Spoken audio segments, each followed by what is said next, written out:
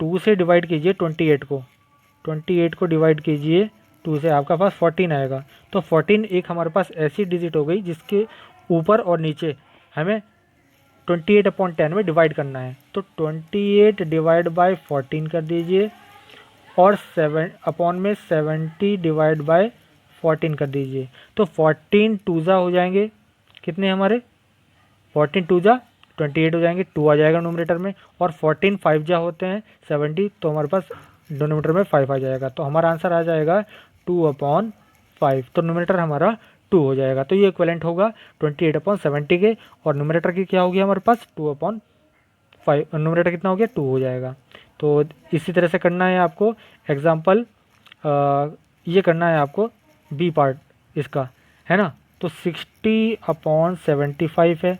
तो बेटा सीधा सीधा मैं बता रहा हूँ, 25 से 75 को डिवाइड किया 3, तो 60/3 यानी डिवाइड 3, और 75 डिवाइड बाई 3 कीजिएगा।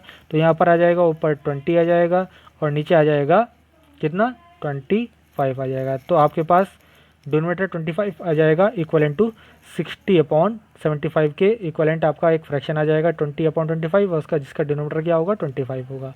तो सेम इसी तरह आपको करके दिखाया है, देख लीजिए यहाँ पर, है ना। तो यहाँ पर आपने क्या किया, बिल्कुल सेम उसी तरह से बताया जैसे हमने आपको अभी कराया था, ठीक है। तो सेम वही से सारी चीज़ें हैं। चलिए नेक्स्ट पेज पर देखते हैं कुछ और क्वेश्चंस। तो यहाँ पर बी पार्ट बेटा बताया गया है, बी पार्ट भी हमने आपको बता दिया था, 3 से डिवाइड करना था ऊपर नीचे और आपका आंसर आ गया था, ठीक है। तो ये था। चलिए अब बात करते हैं एग्जाम्पल नंबर 8 की। Check whether the pair of the fraction are equivalent और नॉट। हमें इक्वलेंट फ्रैक्शन दिखाना है कि है या नहीं है। तो आप क्या कीजिएगा, बहुत सिंपल सा मेथड बता रहा हूँ, क्रॉस मल्टीप्लाई कीजिएगा, ऊपर से नीचे और नीचे से ऊपर, इस तरह से कीजिएगा, है ना। जिसकी तरफ एरो लगा हुआ है उससे मल्टीप्लाई करना है।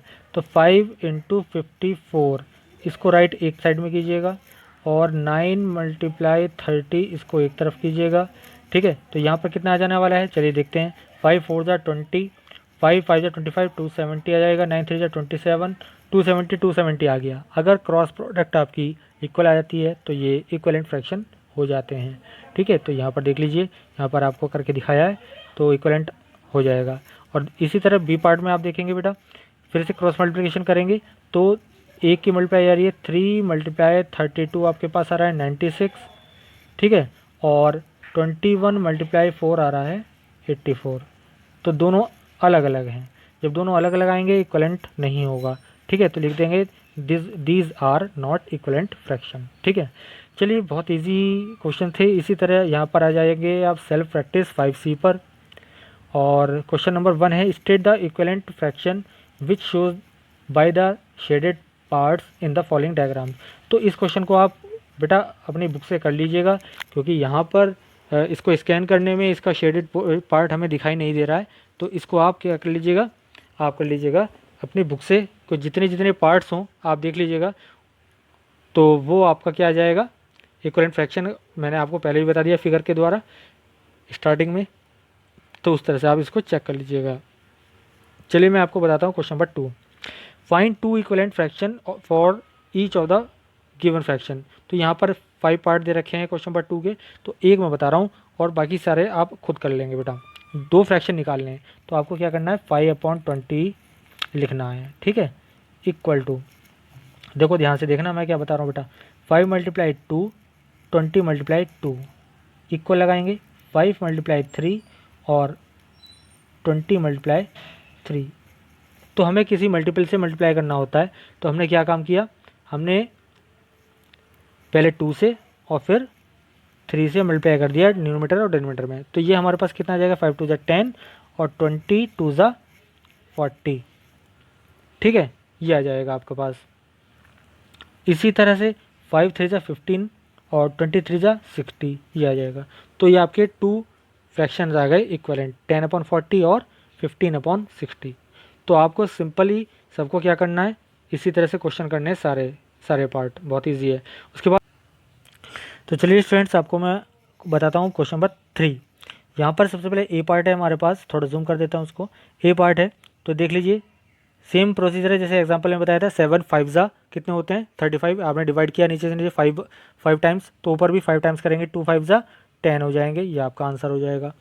इसी तरह आप देखिएगा यहाँ पर 3 9 27 होते हैं, तो कितने से डिवाइड करें कि आप 54 आ जाएगा, है ना। 9 था ना, 9 से डिवाइड कीजिए 54 को, 6 आ जाएगा ना, तो यहाँ पर 9 6 54 होते हैं। ठीक है, तो ये आपका आंसर आ जाएगा। इसी तरह से आपको इशारा कर लेना है। ठीक है, तो बस अब इसके पार्ट्स बाकी बेटा आप कर लीजिएगा। नेक्स्ट पेज पर देखते हैं कुछ और क्वेश्चंस। क्वेश्चन नंबर 4 है, express the fractions in as tenth. Tenth कहते हैं अपॉन में 10। ठीक है, फ्रैक्शन में डिनोमीटर अगर हम फ्रैक्शन में डिनोट करें तो फ्रैक्शन का जो डिनोमीटर होगा वो होगा 10। तो कैसे करेंगे चलिए देखते हैं। 3/5 है, तो हम क्या करेंगे, 5 2 10 होते हैं, तो ऊपर नीचे हम 2 के मल्टीप्लाई कर देंगे, हमारा आंसर आ जाएगा 6/10। ठीक है बेटा।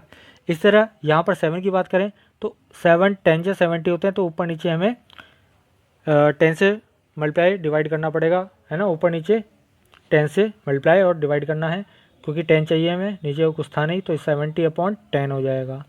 क्लियर, ये भी हो गया आपका। सी पार्ट देखते हैं चलिए। सी पार्ट है आपका, यहाँ पर आप क्या करेंगे, 2 से डिवाइड कर दीजिए ऊपर नीचे। ठीक है, तो आपका नीचे 10 हो जाएगा ना, तो 7 हो जाएगा, 2 7 जा और 2 10 जा, 7/10। इसी तरह यहाँ पर आप क्या करेंगे, 2 5 10 होते हैं, तो 5 से ऊपर नीचे मल्टीप्लाई कर देंगे, तो 5/10 आपका आंसर आ जाएगा। तो ठीक है, तो ये आ जाएगा आपका answer. Find the equivalent fraction for the following fraction as directed. आपको जैसे क्वेश्चन में कहा गया होगा उस तरह से आपको करना है इक्विवेलेंट फ्रैक्शन। 3/8 और न्यूमरेटर आपको बनाना है 15, तो आप क्या कीजिएगा, 3/8 इज इक्वल टू न्यूमरेटर 15 बनाना है। ठीक है, बस बन गया। देखो, तो 3 5 कितने होते हैं 15, तो 8 5 कर दीजिएगा, कितने हो जाएंगे 40। ये आपका आंसर हो जाता है। इसी तरह से बी पार्ट देख लीजिएगा। बी पार्ट करना है आपको, डिनोमीटर करना है 20, तो 80/100 डिवाइड इक्वल टू डिनोमीटर 20 करना है, तो डिनोमीटर में 20 राइट कर दीजिए। अब देखिए आपने क्या किया, 20 से डिवाइड किया 100 को, 25 ठीक है, 5 आया ना, 5 से 80 को डिवाइड कर दीजिए। 5 से जब 80 को डिवाइड करते हैं तो कितना आता है, 5 1 और 5 6 ठीक है, ये आ जाता है। तो 16 5 कितने होते हैं, 80 होते हैं, और 25 कितने होते हैं, 100 होते हैं। तो 5 5 का हो जाएगा ऊपर और नीचे 5 5 की मल्टीप्लाई आ जाएगी ना मल्टीपल में, तो ये आपका आंसर हो जाएगा 16/20 हो जाएगा। इसी तरह से आपको इसके 2 और पार्ट हैं वो कर लेने हैं। उसके बाद क्वेश्चन नंबर 6 है, check whether the following fraction are equivalent और नॉट। तो सिंपल मेथड मैंने आपको ऑलरेडी बता चुका हूँ।